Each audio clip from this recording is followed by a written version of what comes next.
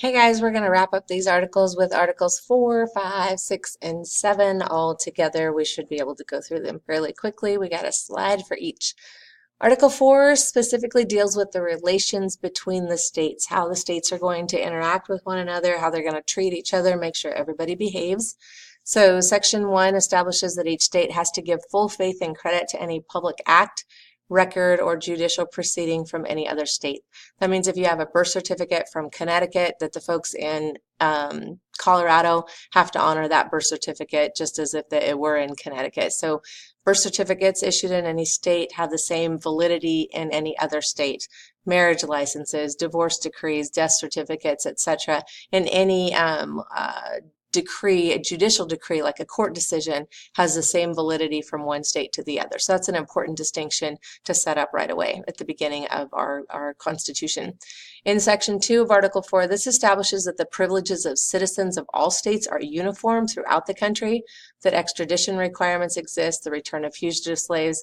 That obviously is going to be changed by the 13th Amendment. But what we see here is a consistency across the board as it relates to what are the rights of citizens in the United States. Can't have certain rights available in one state and not available in another.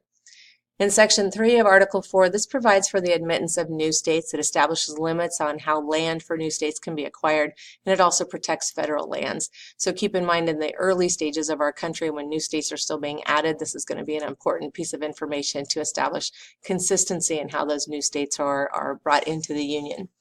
In Section 4, this section guarantees every citizen a Republican form of government and the protection against foreign and domestic violence. Essentially, what we're saying here in the Constitution is that folks who are citizens in this country can be guaranteed a representative form of government where they elect officials who go to the capital of the government, Washington, D.C. in this case, and their needs or their priorities are represented by those folks that they've elected. Article 5 deals with the process for how we amend the Constitution. There's currently 27 amendments to the Constitution, and so what we see here is a process that's established right at the beginning.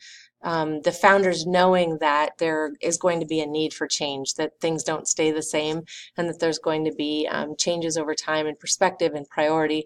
And so having a prescribed way to change the Constitution is going to be an important piece to establish right away.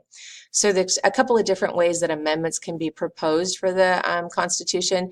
They can be proposed by Congress, either the House or the Senate, and that's with a 2/3 vote of each house.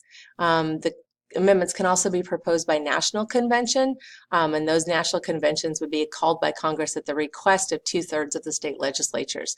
So either one of these ways an amendment could be proposed. Ratify means to approve. So it could go either direction. It doesn't have to go straight across here as you see in the graph. They can be ratified or approved by the legislatures of 3/4 of the states, or it could be ratified by state conventions of 3/4 of the states. So the number to propose is 2/3, the number to ratify or approve is 3/4. State legislatures are already in place. They're people who are already elected. They're already meeting at least once a year. Those are really the most cost-effective way to get an amendment approved, should there be a need for that. State convention requires that you have new people nominated to that convention specifically for that reason. Requires that you establish a time for this new group of people to meet, that you have a place for them to meet. So this one, the state convention piece, requires a little bit more legwork as far as getting them all together in a place, and all of that costs money and time. So it's more common to see legislatures actually ratifying amendments because they're simply a body that already exists and already has a meeting time. So this is how we amend the Constitution, and they've done that lots of times, obviously with 27 amendments. Article 6 is the catch-all article, and much like the elastic clause, that article is established to bring together some things that maybe they weren't really sure where to put otherwise, and also to establish that all of the officials in the federal and state governments are bound by oath to uphold this Constitution. And with the other piece here that was really kind of a concern at the time, that you're not ever going to be asked to perform or pass some sort of a religious test in order to be an official within the government. And I'm getting a little ahead of myself. That's section 3 here in the article. We'll go backwards then. Section 2 establishes the Constitution as the supreme law of the land. No states can make laws that are in conflict with the United States Constitution. The federal government can't make laws that are in conflict with the Constitution. And that's where the judicial branch comes into play, especially the Supreme Court. If a law is ever challenged as unconstitutional, that would come before the Supreme Court, and the Supreme Court would decide whether or not, yes, it's constitutional, or no, it's not. If it's not constitutional, the law is null and void. It's like it doesn't exist, and it just gets canceled out. Section 1 here establishes that all debts held by the United States prior to the creation of the Constitution, the adoption of it, still remain valid under the new document. The United States owed money to various entities, many of them foreign governments, and so the concern was that they wanted to make sure that those people that they owed money to knew that just because they had this new government, this new constitution, they still intended to pay their bills. And so that section 1 piece kind of caught all the little, or this article kind of catches all the little pieces that they're not really sure what other article they should go into. And here it's talking about the debts. Yes, we're going to pay the bills. Here, the Constitution is the supreme law of the land. No other laws above it. And then this also establishes that that all of the folks who work for the federal and state government are bound by oath to uphold this Constitution, but there's never going to be a religious test in order to be an officer of the government in that regard. Finally, Article 7, we only needed this once. This is to basically the guidelines for how the Constitution would be approved, what we were going to need to ratify it. The article established that 9 of the 13 states at the time had to approve the Constitution in order for it to be ratified. And the article also includes scribe notations for erasures in the document. It's spelled with a Z. We would spell it today with an S. The article notes the date, 17 September 1787, and also the signatures of those who are present. This is really a unique and interesting part here for me.